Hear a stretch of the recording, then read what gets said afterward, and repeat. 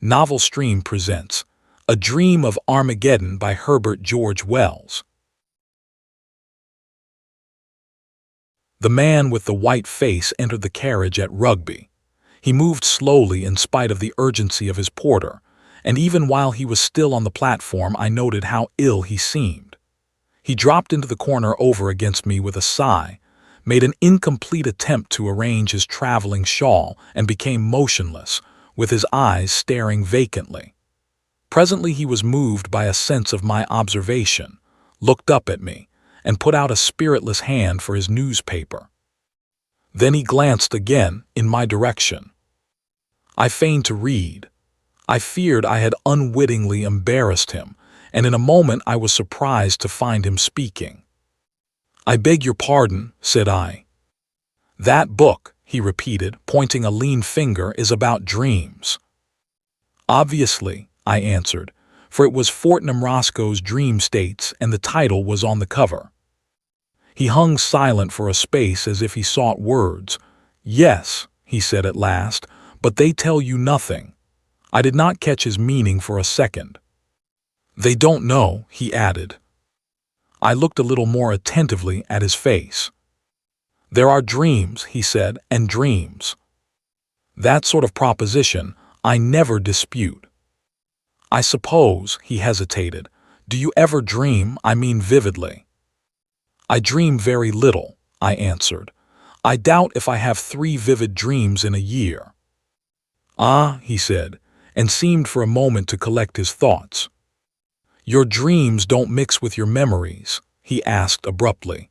"You don't find yourself in doubt, did this happen or did it not?" "Hardly ever, except just for a momentary hesitation now and then.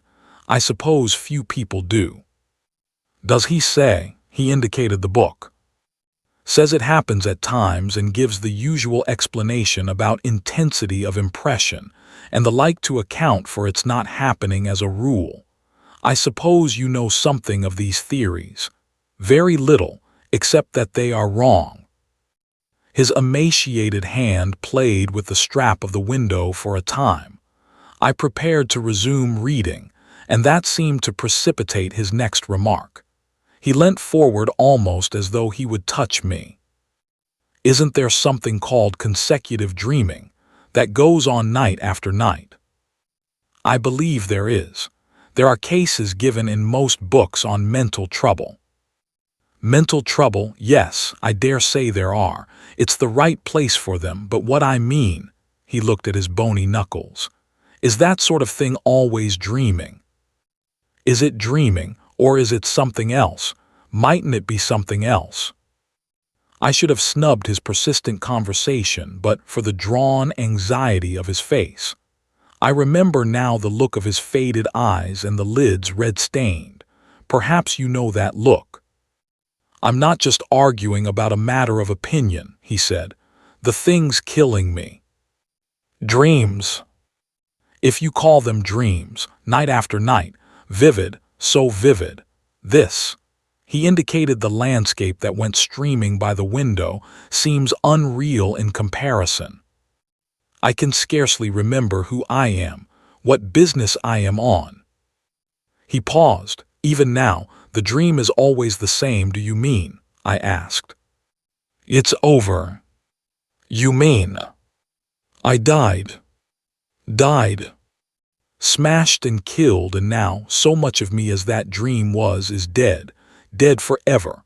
I dreamt I was another man, you know, living in a different part of the world and in a different time. I dreamt that night after night. Night after night I woke into that other life. Fresh scenes and fresh happenings, until I came upon the last, when you died." "When I died." "And since then, no," he said. "Thank God, that was the end of the dream." It was clear I was in for this dream. And after all, I had an hour before me, the light was fading fast, and Fortnum Roscoe has a dreary way with him. "Living in a different time," I said. "Do you mean in some different age?" "Yes." "Past?" "No, to come. The year 3000, for example." I don't know what year it was. I did when I was asleep, when I was dreaming, that is, but not now that I am awake. There's a lot of things I have forgotten since I woke out of these dreams, though I knew them at the time when I suppose it was dreaming. They called the year differently from our way of calling the year. What did they call it? He put his hand to his forehead. No, said he, I forget. He sat smiling weakly. For a moment I feared he did not mean to tell me his dream. As a rule, I hate people who tell their dreams, but this struck me differently. I proffered assistance even. It began, I suggested. It was vivid from the first. I seemed to wake up in it suddenly. And it's curious that in these dreams I am speaking of I never remembered this life I am living now. It seemed as if the dream life was enough while it lasted. Perhaps. But I will tell you how I find myself when I do my best to recall it all. I don't remember anything dearly until I found myself sitting in a sort of loggia looking out over the sea. I had been dozing, and suddenly I woke up, fresh and vivid, not a bit dreamlike, because the girl had stopped fanning me. The girl. Yes, the girl. You must not interrupt or you will put me out. He stopped abruptly. You won't think I'm mad, he said. No, I answered. You've been dreaming, tell me your dream. I woke up, I say, because the girl had stopped fanning me. I was not surprised to find myself there or anything of that sort, you understand. I did not feel I had fallen into it suddenly. I simply took it up at that point. Whatever memory I had of this life, this 19th century life, faded as I woke, vanished like a dream. I knew all about myself, knew that my name was no longer Cooper but Head-On, and all about my position in the world. I've forgotten a lot since I woke. There's a want of connection, but it was all quite clear and matter-of-fact then. He hesitated again, gripping the window strap, putting his face forward and looking up at me appealingly. This seems bosh to you. No, I cried. Go on, tell me what this loggia was like. It was not really a loggia, I don't know what to call it. It faced south. It was small. It was all in shadow except the semicircle above the balcony that showed the sky and sea and the corner where the girl stood. I was on a couch. It was a metal couch with light striped cushions, and the girl was leaning over the balcony with her back to me. The light of the sunrise fell on her ear and cheek, her pretty white neck and the little curls that nestled there, and her white shoulder were in the sun, and all the grace of her body was in the cool blue shadow. She was dressed, how can I describe it? It was easy and flowing, and altogether there she stood, so that it came to me how beautiful and desirable she was, as though I had never seen her before. And when at last I sighed and raised myself upon my arm, she turned her face to me. He stopped. I have lived 53 years in this world. I have had mother, sisters, friends, wife, and daughters, all their faces, the play of their faces, I know. But the face of this girl, it is much more real to me. I can bring it back into memory so that I see it again. I could draw it or paint it. And after all, he stopped. But I said nothing. The face of a dream, the face of a dream. She was beautiful. Not that beauty which is terrible, cold, and worshipful like the beauty of a saint, nor that beauty that stirs fierce passions, but a sort of radiation, sweet lips that softened into smiles and grave gray eyes. And she moved gracefully. She seemed to have part with all pleasant and gracious things. He stopped, and his face was downcast and hidden. Then he looked up at me and went on, making no further attempt to disguise his absolute belief in the reality of his story. You see, I had thrown up my plans and ambitions, thrown up all I had ever worked for or desired for her sake. I had been a master man away there in the north, with influence and property and a great reputation, but none of it had seemed worth having beside her. I had come to the place, this city of sunny pleasures, with her, and left all those things to wreck and ruin just to save a remnant at least of my life. While I had been in love with her before I knew that she had any care for me, before I had imagined that she would dare, that we should dare, all my life had seemed vain and hollow, dust and ashes. It was dust and ashes. Night after night and through the long days I had longed and desired. My soul had beaten against the thing forbidden. But it is impossible for one man to tell another just these things. It's a motion, it's a tint, a light that comes and goes. Only while it's there, everything changes everything. The thing is, I came away and left them in their crisis to do what they could. Left whom? I asked, puzzled. The people up in the north there. You see, in this dream anyhow, I had been a big man, the sort of man men come to trust in, to group themselves about. Millions of men who had never seen me were ready to do things and risk things because of their confidence in me. I had been playing that game for years, that big, laborious game, that vague, monstrous political game amidst intrigues and betrayals, speech and agitation. It was a vast, weltering world, and at last I had a sort of leadership against the gang. You know, it was called the gang, a sort of compromise of scoundrelly projects and base ambitions and vast public emotional stupidities and catchwords. The gang that kept the world noisy and blind year by year, and all the while that it was drifting towards infinite disaster. But I can't expect you to understand the shades and complications of the year something or other ahead. I had it all down to the smallest details, in my dream. I suppose I had been dreaming of it before I awoke, and the fading outline of some queer new development I had imagined still hung about me as I rubbed my eyes. It was some grubby affair that made me thank God for the sunlight. I sat up on the couch and remained looking at the woman and rejoicing that I had come away out of all that tumult and folly and violence before it was too late. After all, I thought, this is life. Love and beauty, desire and delight. Are they not worth all those dismal struggles for vague, gigantic ends? And I blamed myself for having ever sought to be a leader when I might have given my days to love. But then, thought I, if I had not spent my early days sternly and austerely, I might have wasted myself upon vain and worthless women. And at the thought, all my being went out in love and tenderness to my dear mistress, my dear lady, who had come at last and compelled me by her invincible charm for me, to lay that life aside. You are worth it, I said, speaking without intending her to hear. You are worth it, my dearest one, worth pride and praise and all things. Love, to have you is worth them altogether. And at the murmur of my voice she turned about. Come and see, she cried, I can hear her now, come and see the sunrise upon Monte Solaro. I remember how I sprang to my feet and joined her at the balcony.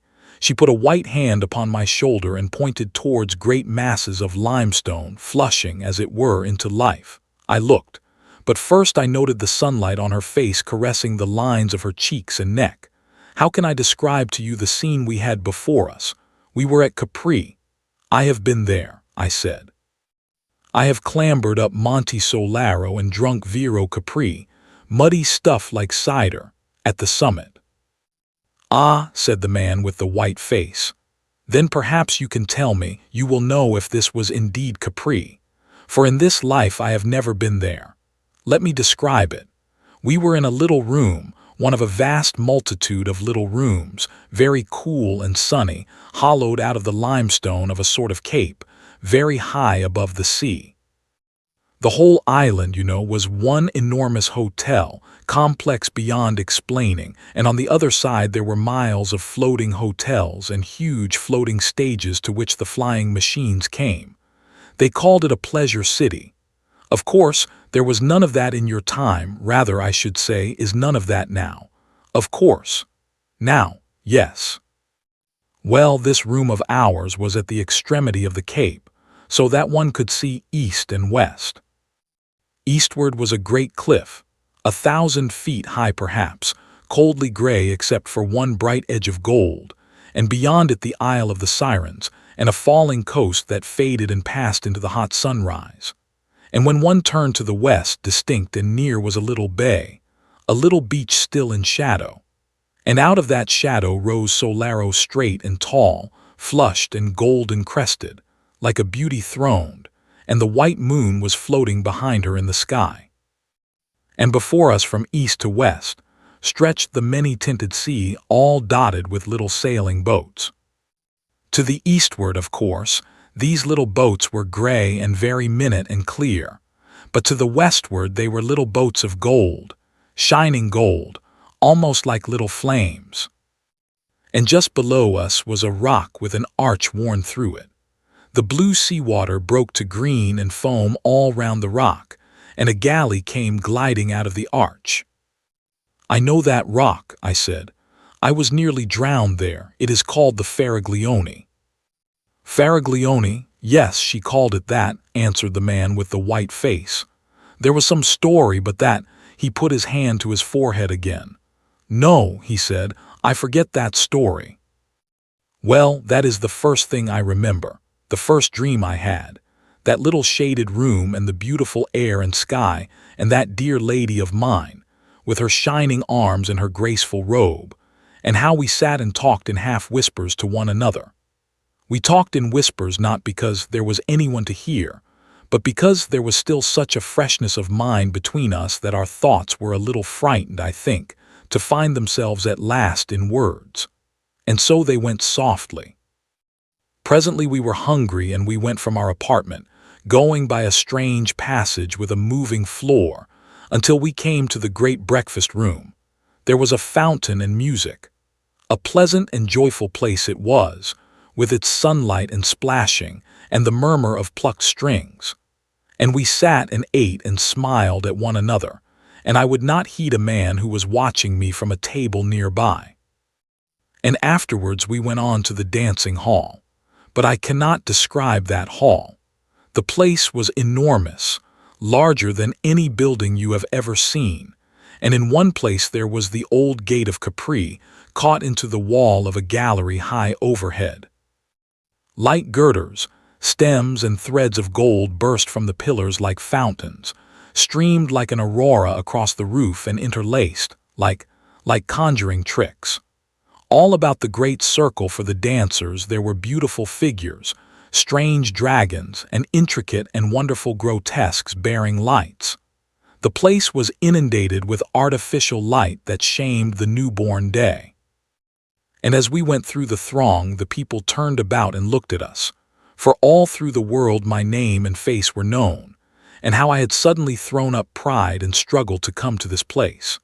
And they looked also at the lady beside me, though half the story of how at last she had come to me was unknown or mistold. And few of the men who were there, I know, but judged me a happy man, in spite of all the shame and dishonor that had come upon my name. The air was full of music, full of harmonious scents, full of the rhythm of beautiful motions. Thousands of beautiful people swarmed about the hall, crowded the galleries, sat in a myriad recesses. They were dressed in splendid colors and crowned with flowers. Thousands danced about the great circle beneath the white images of the ancient gods, and glorious processions of youths and maidens came and went. We too danced, not the dreary monotonies of your days of this time, I mean, but dances that were beautiful, intoxicating. And even now I can see my lady dancing joyously. She danced, you know, with a serious face. She danced with a serious dignity, and yet she was smiling at me and caressing me, smiling and caressing with her eyes. "The music was different," he murmured. "It went, I cannot describe it, but it was infinitely richer and more varied than any music that has ever come to me awake." And then, it was when we had done dancing, a man came to speak to me. He was a lean, resolute man, very soberly clad for that place, and already I had marked his face watching me in the breakfasting hall, and afterwards as we went along the passage I had avoided his eye. But now, as we sat in a little alcove, smiling at the pleasure of all the people who went to and fro across the shining floor, he came and touched me, and spoke to me so that I was forced to listen. and he asked that he might speak to me for a little time apart. "No," I said, "I have no secrets from this lady. What do you want to tell me?" He said it was a trivial matter, or at least a dry matter for a lady to hear. "Perhaps for me to hear," said I. He glanced at her, as though almost he would appeal to her. Then he asked me suddenly if I had heard of a great and avenging declaration that Evesham had made. Now Evesham had always before been the man next to myself in the leadership of that great party in the north. He was a forcible, hard and tactless man, and only I had been able to control and soften him. It was on his account even more than my own, I think, that the others had been so dismayed at my retreat. So this question about what he had done reawakened my old interest in the life I had put aside just for a moment. "I have taken no heed of any news for many days," I said. "What has Evesham been saying?" And with that the man began, nothing loath, and I must confess even I was struck by Evesham's reckless folly and the wild and threatening words he had used. And this messenger they had sent to me not only told me of Evesham's speech, but went on to ask counsel and to point out what need they had of me. While he talked, my lady sat a little forward and watched his face and mine. My old habits of scheming and organizing reasserted themselves. I could even see myself suddenly returning to the north and all the dramatic effect of it. All that this man said witnessed to the disorder of the party indeed, but not to its damage. I should go back stronger than I had come. And then I thought of my lady. You see, how can I tell you? There were certain peculiarities of our relationship, as things are I need not tell you about that, which would render her presence with me impossible. I should have had to leave her. Indeed, I should have had to renounce her clearly and openly if I was to do all that I could do in the north. And the man knew that, even as he talked to her and me, knew it as well as she did, that my steps to duty were first separation, then abandonment. At the touch of that thought my dream of a return was shattered. I turned on the man suddenly, as he was imagining his eloquence was gaining ground with me. "What have I to do with these things now?" I said. "I have done with them." "Do you think I am coquetting with your people in coming here?" "No," he said, "but why cannot you leave me alone? I have done with these things. I have ceased to be anything but a private man." "Yes," he answered, "but have you thought, this talk of war, these reckless challenges, these wild aggressions?" I stood up. "No," I cried, "I won't hear you. I took count of all those things, I weighed them, and I have come away." He seemed to consider the possibility of persistence. He looked from me to where the lady sat regarding us. "War," he said, as if he were speaking to himself, and then turned slowly from me and walked away. I stood, caught in the whirl of thoughts his appeal had set going. I heard my lady's voice. "Dear," she said, "but if they have need of you—" She did not finish her sentence, she let it rest there. I turned to her sweet face, and the balance of my mood swayed and reeled. "They want me only to do the thing they dare not do themselves," I said. "If they distrust Evesham, they must settle with him themselves." She looked at me doubtfully. "But war," she said. I saw a doubt on her face that I had seen before, a doubt of herself and me. The first shadow of the discovery that, seen strongly and completely, must drive us apart forever. Now, I was an older mind than hers, and I could sway her to this belief or that. "My dear one," I said, "you must not trouble over these things. There will be no war. Certainly there will be no war.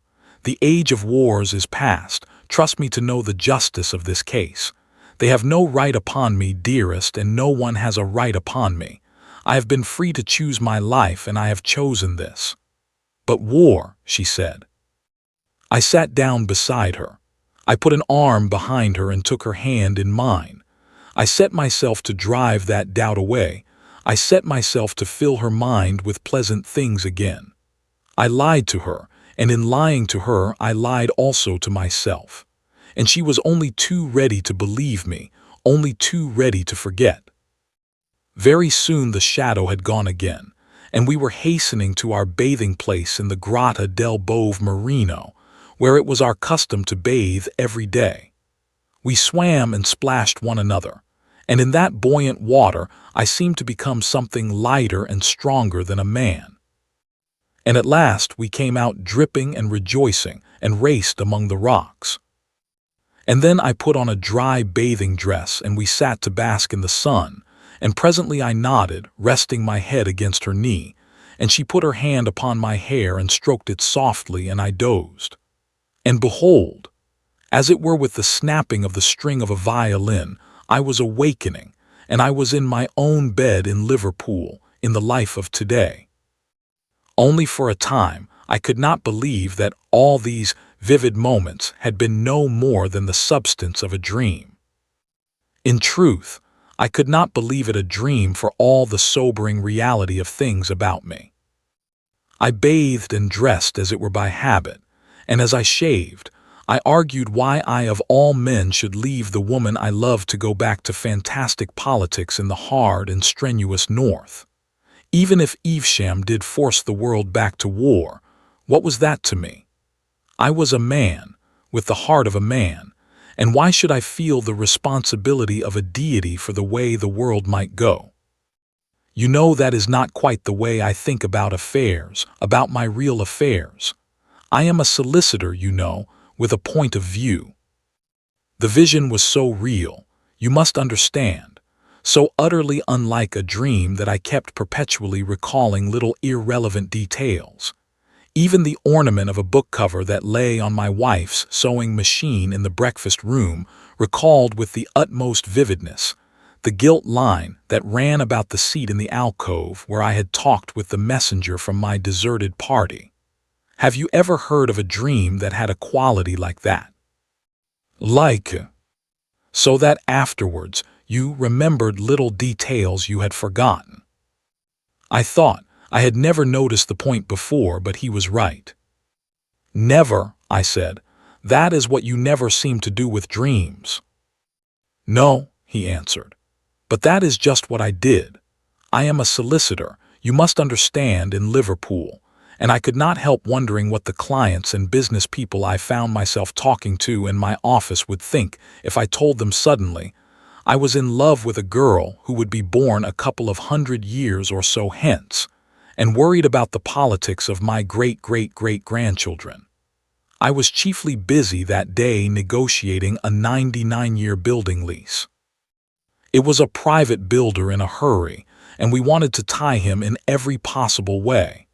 I had an interview with him, and he showed a certain want of temper that sent me to bed still irritated.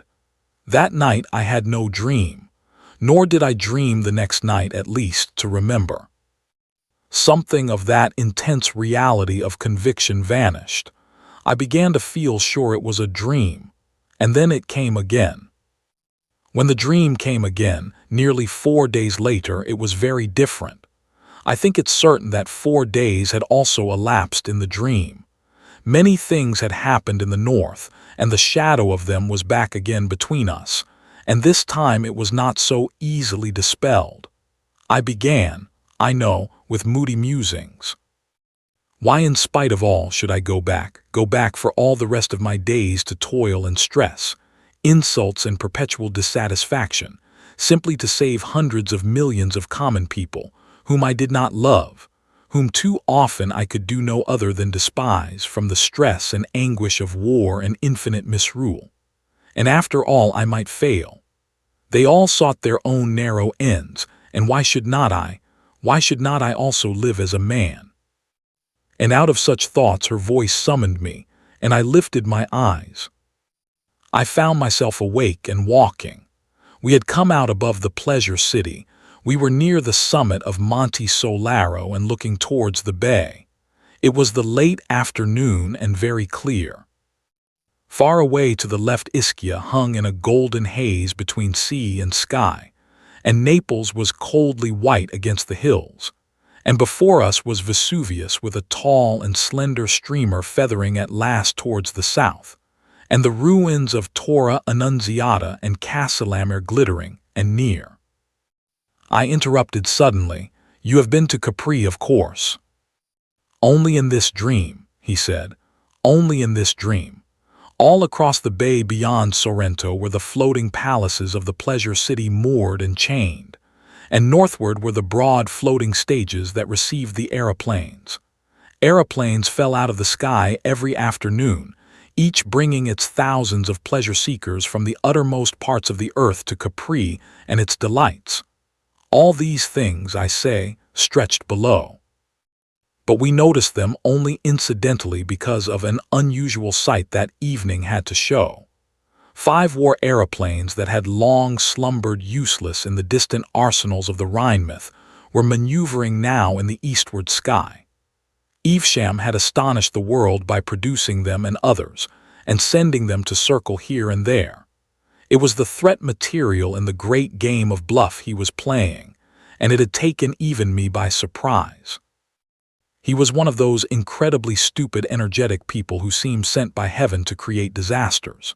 His energy to the first glance seemed so wonderfully like capacity. But he had no imagination, no invention, only a stupid, vast, driving force of will and a mad faith in his stupid idiot luck to pull him through. I remember how we stood out upon the headland watching the squadron circling far away, and how I weighed the full meaning of the sight, seeing clearly the way things must go. And then even it was not too late. I might have gone back, I think, and saved the world. The people of the North would follow me, I knew, granted only that in one thing I respected their moral standards. The East and South would trust me as they would trust no other northern man, and I knew I had only to put it to her and she would have let me go, not because she did not love me. Only I did not want to go. My will was all the other way about. I had so newly thrown off the incubus of responsibility. I was still so fresh a renegade from duty that the daylight clearness of what I ought to do had no power at all to touch my will. My will was to live, to gather pleasures and make my dear lady happy. But though this sense of vast neglected duties had no power to draw me, it could make me silent and preoccupied. It robbed the days I had spent of half their brightness and roused me into dark meditations in the silence of the night. And as I stood and watched Evesham's aeroplanes sweep to and fro, those birds of infinite ill omen, she stood beside me watching me, perceiving the trouble indeed but not perceiving it clearly, her eyes questioning my face, her expression shaded with perplexity. Her face was gray because the sunset was fading out of the sky. It was no fault of hers that she held me. She had asked me to go from her, and again in the night time, and with tears she had asked me to go. At last it was the sense of her that roused me from my mood. I turned upon her suddenly and challenged her to race down the mountain slopes. No, she said, as if I jarred with her gravity, but I was resolved to end that gravity and made her run. No one can be very gray and sad who is out of breath, and when she stumbled I ran with my hand beneath her arm. We ran down past a couple of men, who turned back staring in astonishment at my behavior. They must have recognized my face. And halfway down the slope came a tumult in the air, clank, clank, and we stopped. And presently over the hill crest those war things came flying one behind the other. The man seemed hesitating, on the verge of a description. What were they like? I asked. They had never fought, he said. They were just like our ironclads are nowadays. They had never fought. No one knew what they might do with excited men inside them. Few even cared to speculate. They were great driving things shaped like spearheads without a shaft, with a propeller in the place of the shaft. Steel. Not steel. Aluminum. No, nothing of that sort. An alloy that was very common as brass, for example. It was called, let me see, he squeezed his forehead with the fingers of one hand. I am forgetting everything, he said. And they carried guns. Little guns, firing high explosive shells. They fired the guns backwards out of the base of the leaf, so to speak, and rammed with the beak. That was the theory, but they had never been fought. No one could tell exactly what was going to happen.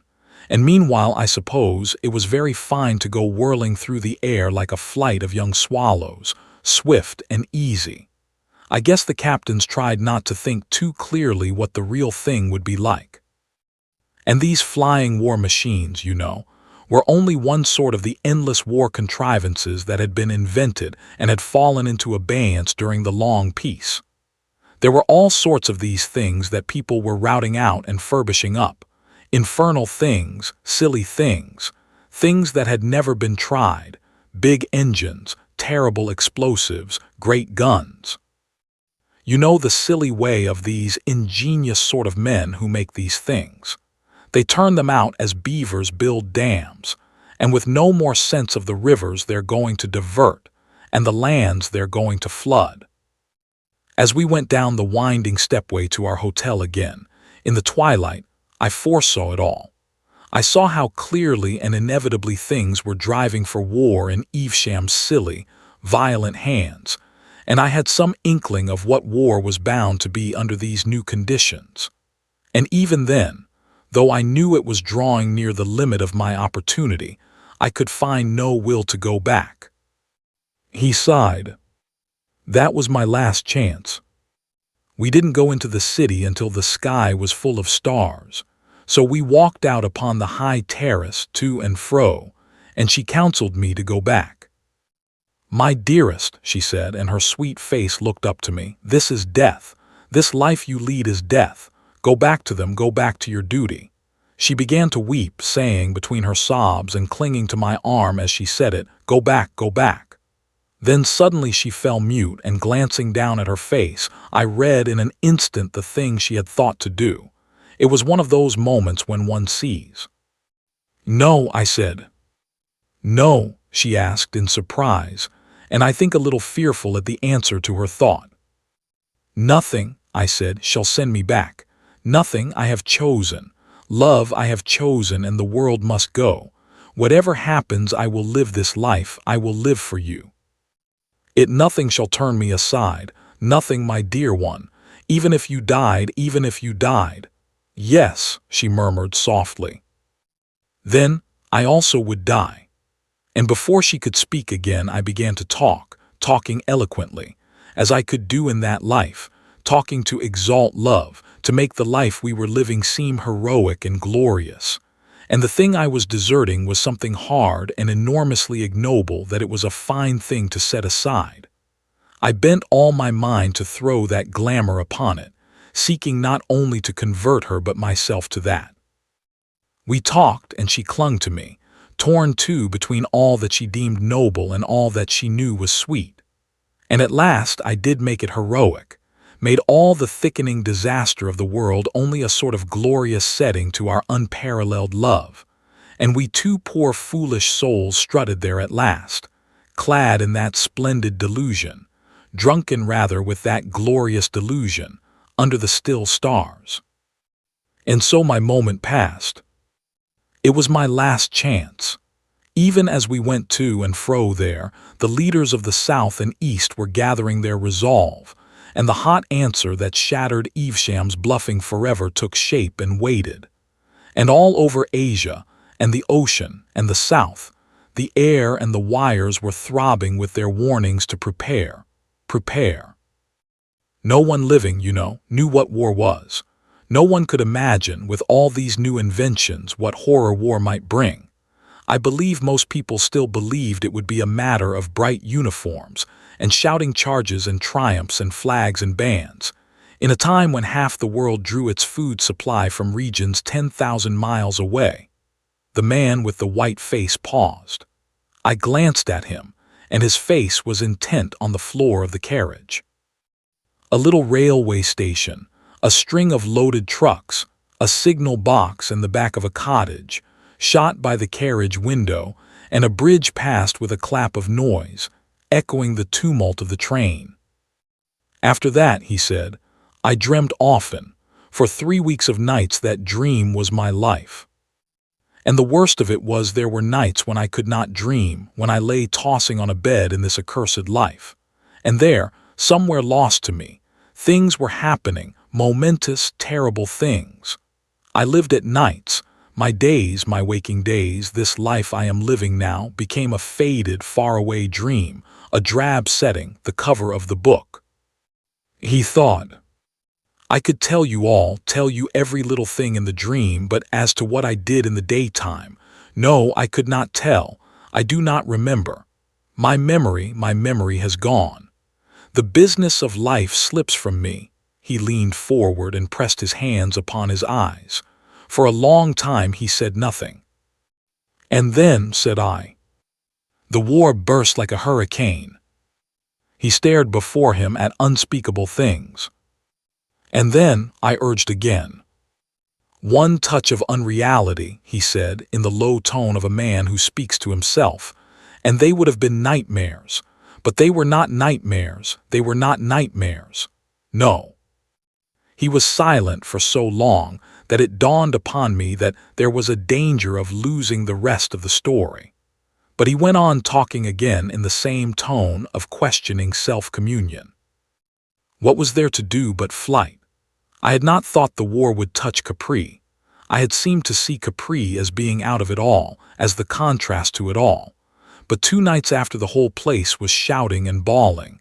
Every woman almost and every other man wore a badge, Evesham's badge. And there was no music but a jangling war song over and over again, and everywhere men enlisting, and in the dancing halls they were drilling.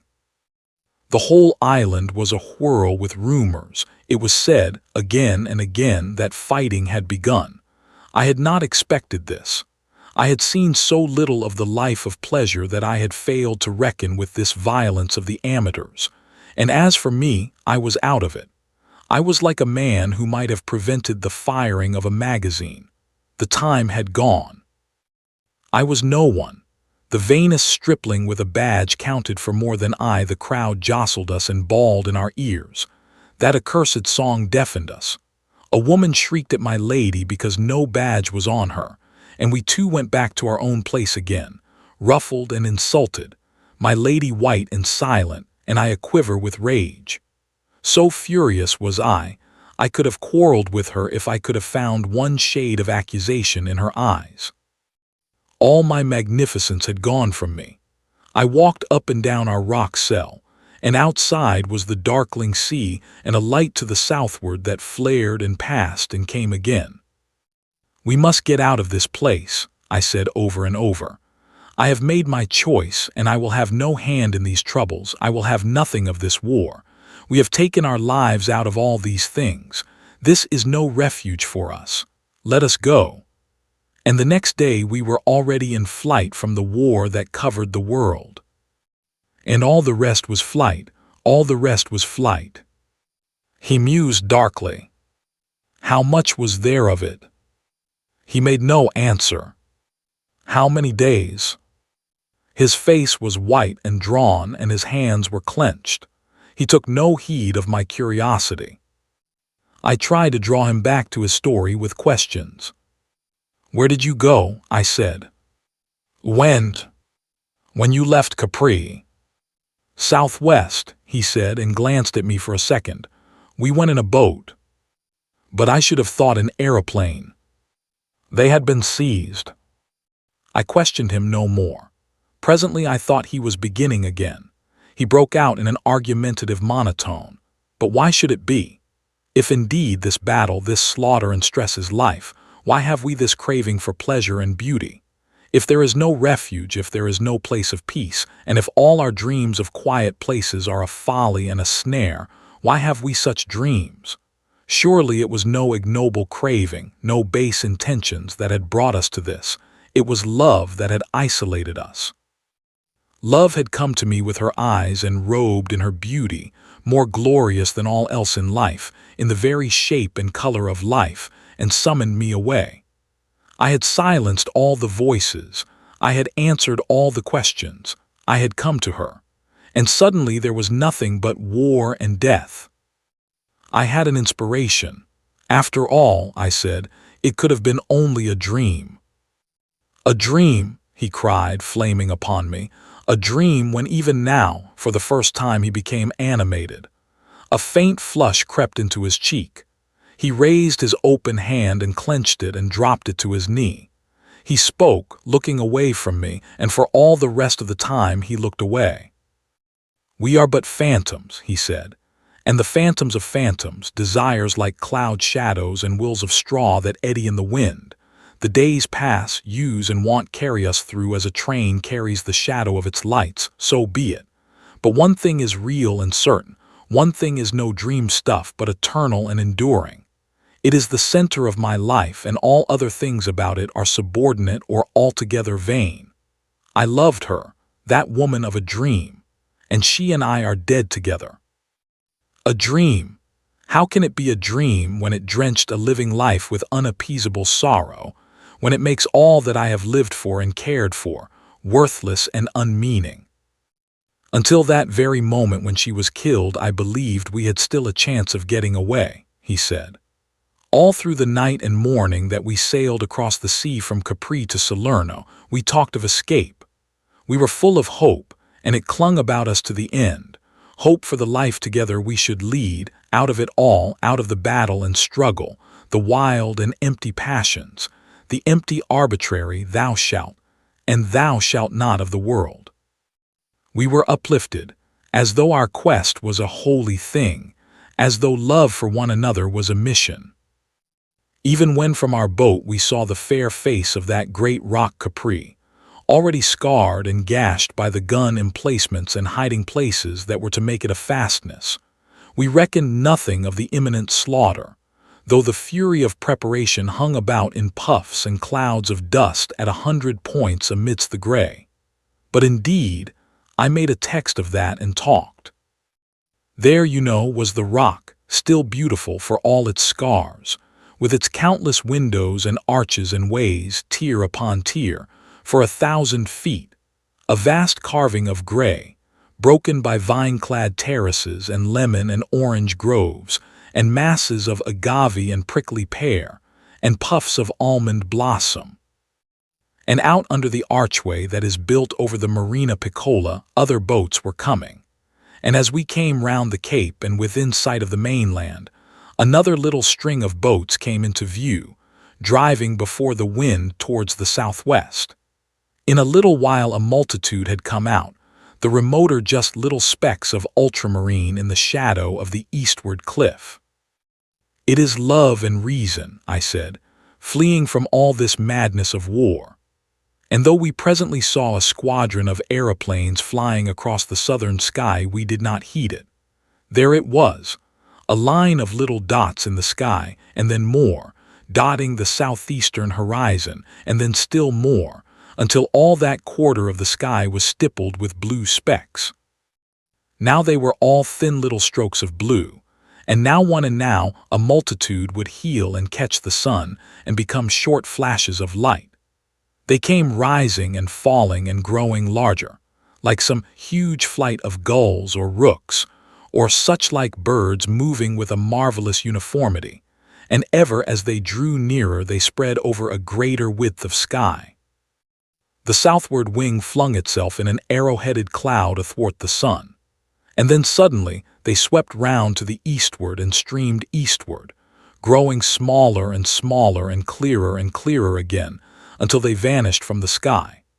And after that we noted to the northward, and very high Eveshams fighting machines hanging high over Naples like an evening swarm of gnats.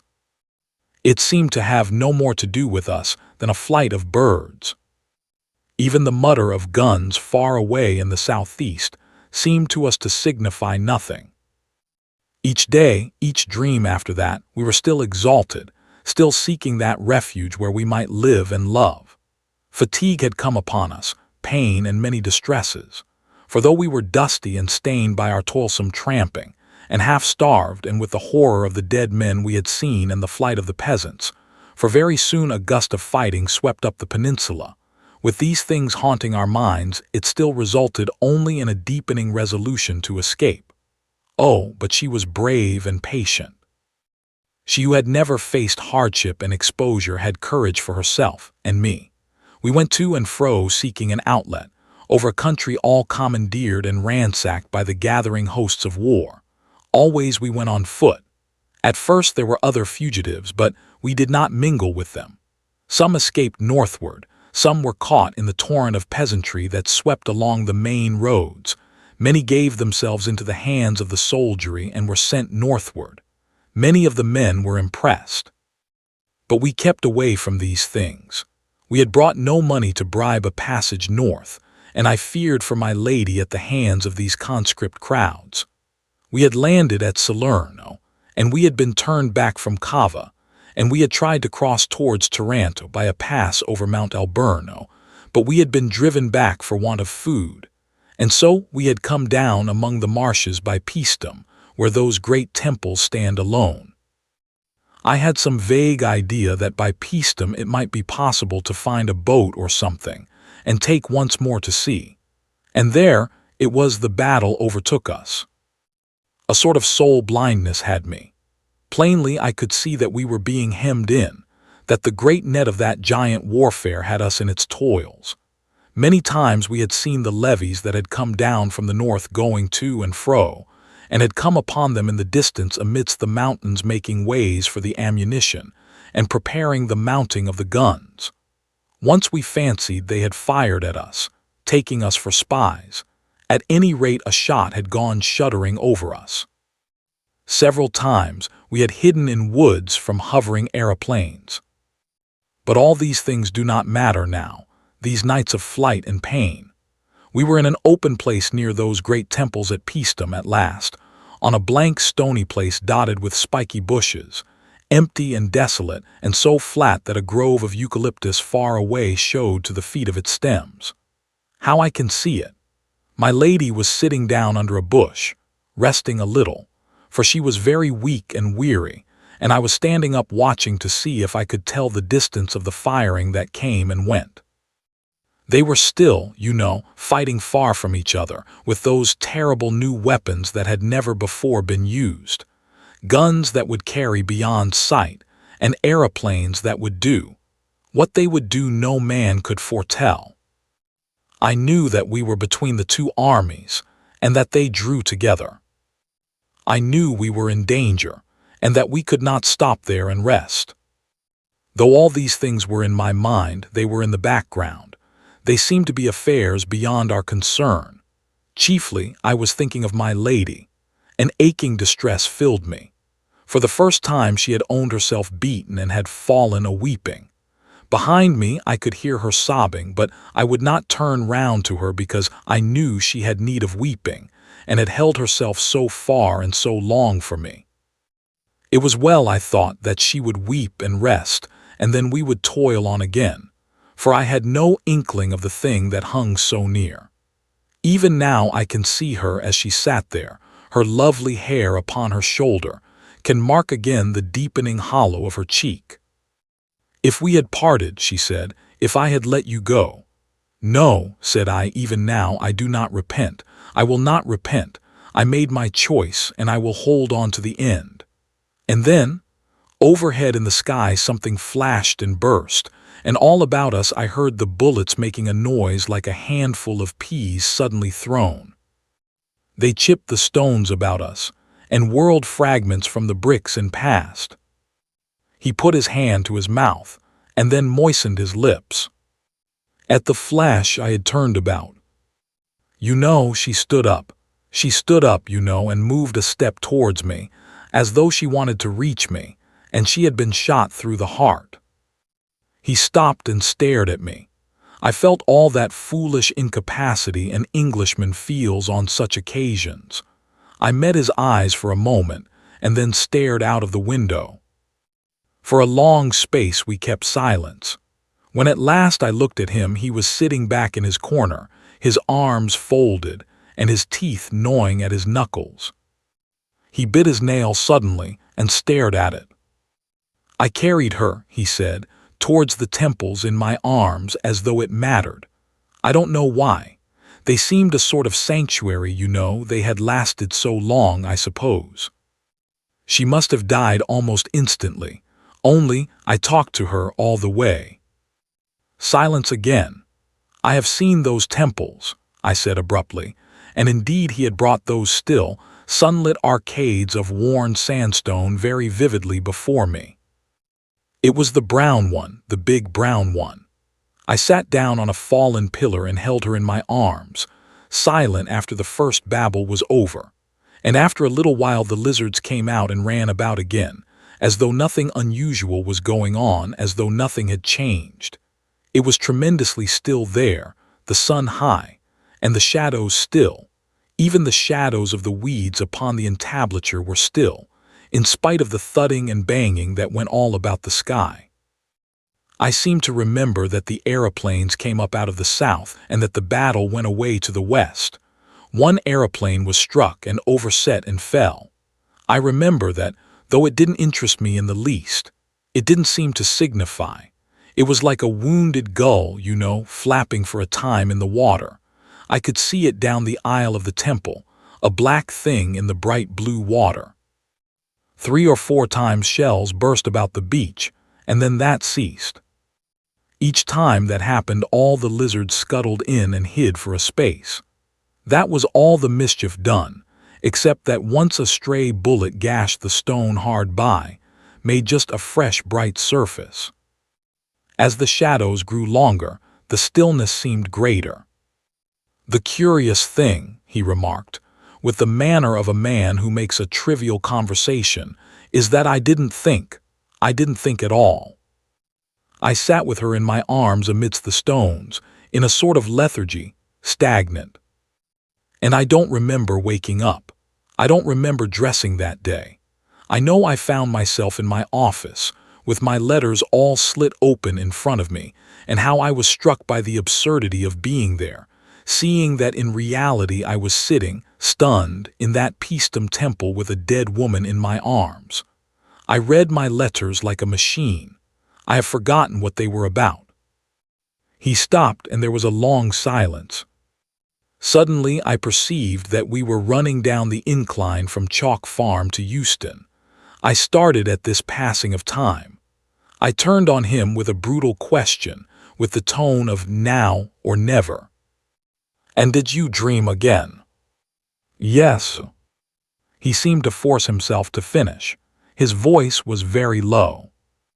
"Once more, and as it were only for a few instants. I seemed to have suddenly awakened out of a great apathy, to have risen into a sitting position, and the body lay there on the stones beside me. A gaunt body.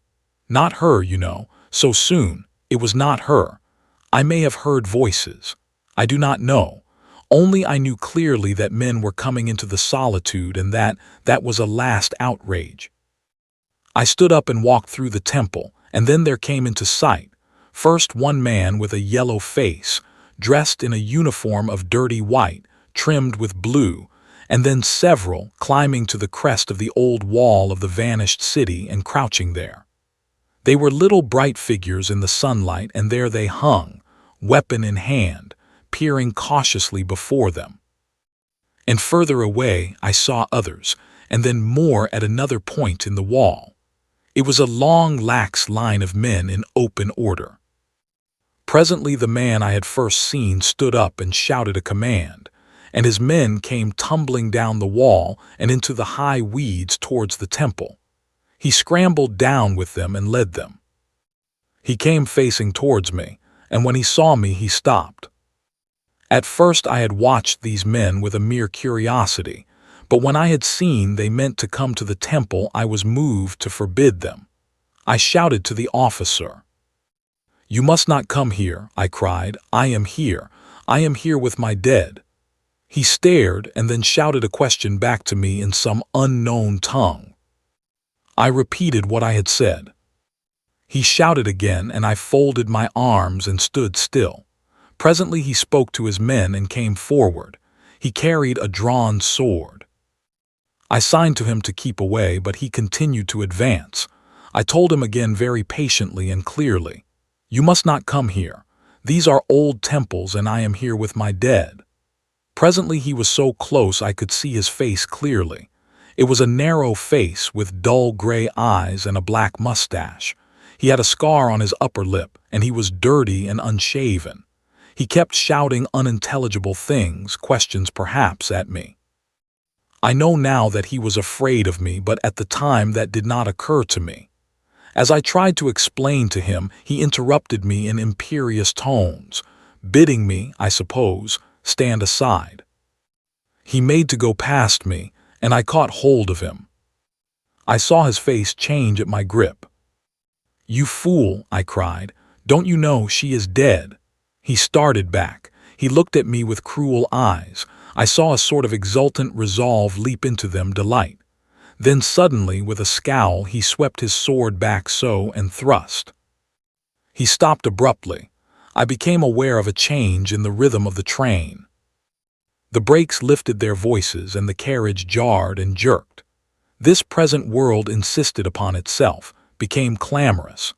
I saw through the steamy window huge electric lights glaring down from tall masts upon a fog, saw rows of stationary empty carriages passing by, and then a signal box, hoisting its constellation of green and red into the murky London twilight, marched after them.